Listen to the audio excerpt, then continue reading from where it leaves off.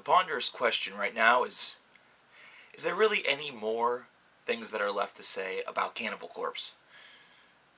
It's definitely been a long time since their first album. It's been since the 1980s. So we're talking about going on close to 30 years of blood-stained splatter, if you really want to be dramatic about it. And they've gone through a lot. They've gone through being banned in certain countries. They've gone through all sorts of different individuals criticizing their album covers or their lyrical content.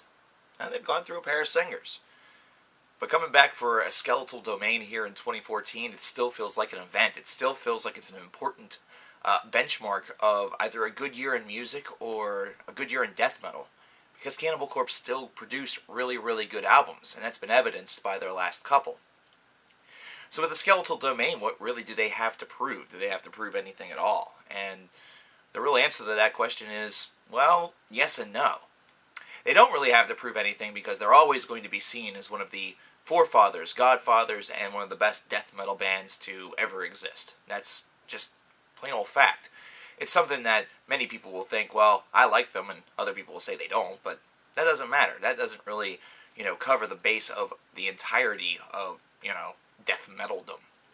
They're one of the best-selling, in fact, they are the best-selling death metal band of all time. They're basically the Metallica of death metal whenever it comes to sales. Not whenever it comes to execution, because Cannibal Corpse still knows how to deliver great music. So, a Skeletal Domain, 12 tracks, 43 minutes of carnage, torture, insanity. How do you really describe it? How do you really review something like this? Well, by examining their previous work, and examining what they've done, these past few albums such as Kill or Torture, you have to really say that this is maybe a little bit above par that. A little bit above par on those albums. And why is that?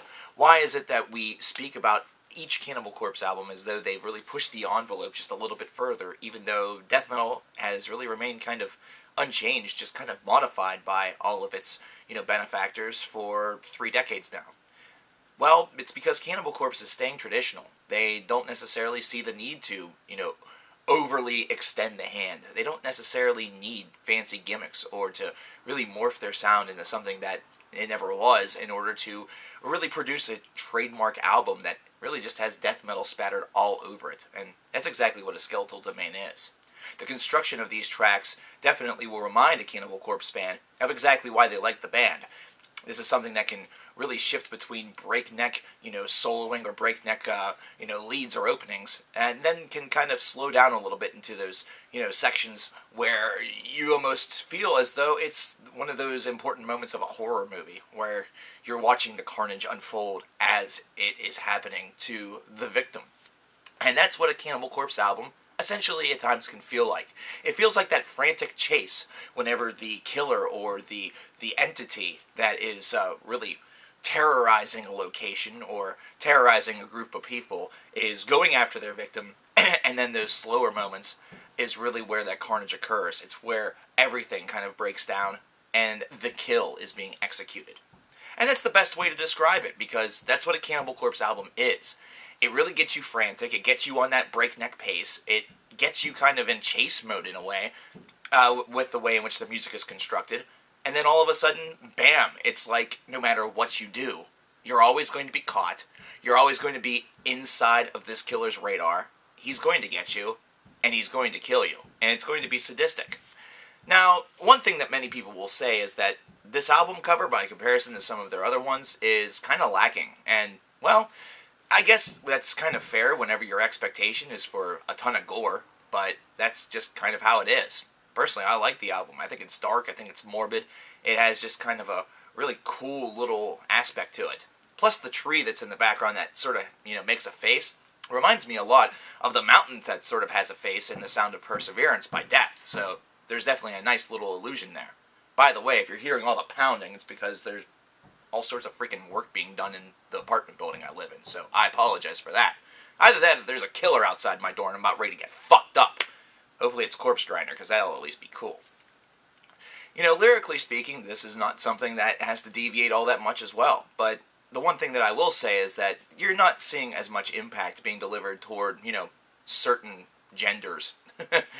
as compared to some of their earlier work. But that really doesn't matter. Whenever it comes to the lyrics for a Cannibal Corpse song, you just have to be brutal. You just have to have a lot of different, I guess, sadistic implement to it. Think about it.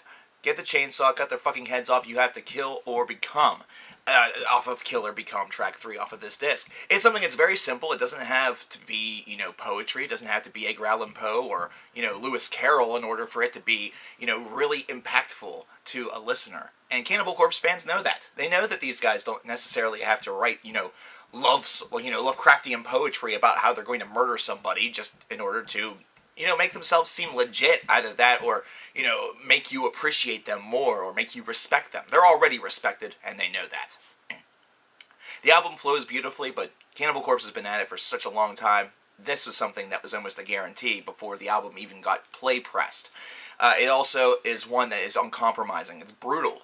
And for 43 minutes, it's one that definitely scoots past, as far as time is concerned, very quickly. So whenever you finally make it to the latter portions of this album, you're kind of disappointed that it's already almost over, because you're just enjoying yourself listening to this. This is death metal that can be enjoyed by just about every death metal fan.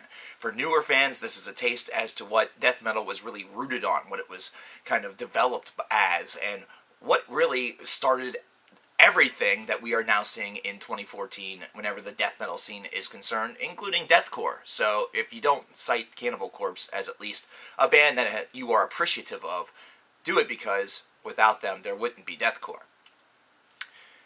So how do you score an album that essentially you knew going in was probably going to be solid? Okay, there is no guarantee, but it's an 81 out of 100.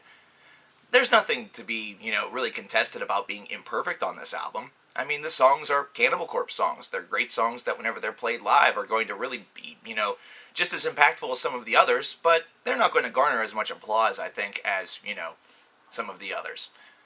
Stuff off of Tomb of the Mutilated, either that or, any of their earlier epics from the 1990s will probably get the higher cheers, considering those are the things that got a lot of these people into Cannibal Corpse. But, songs such as Sadistic Embodiment, considering they've had a couple of months to really fester, and then other tracks off of this album will really give you the opportunity to really show just how the fans have reacted to this disc.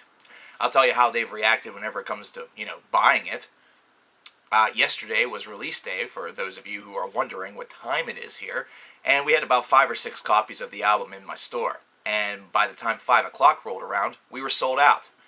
Now, this is converse to the Chris Brown album that came out yesterday, where, at 5 o'clock, I'd sold a grand total of 1 copy. Yeah.